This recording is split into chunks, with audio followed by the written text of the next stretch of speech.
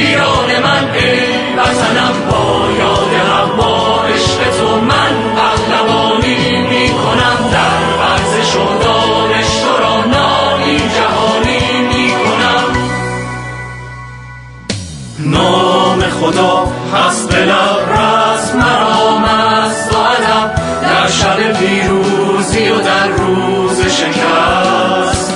نام خدا هست به لب، رسم مرام است و ادب، در شب پیروزی و در روز شکست.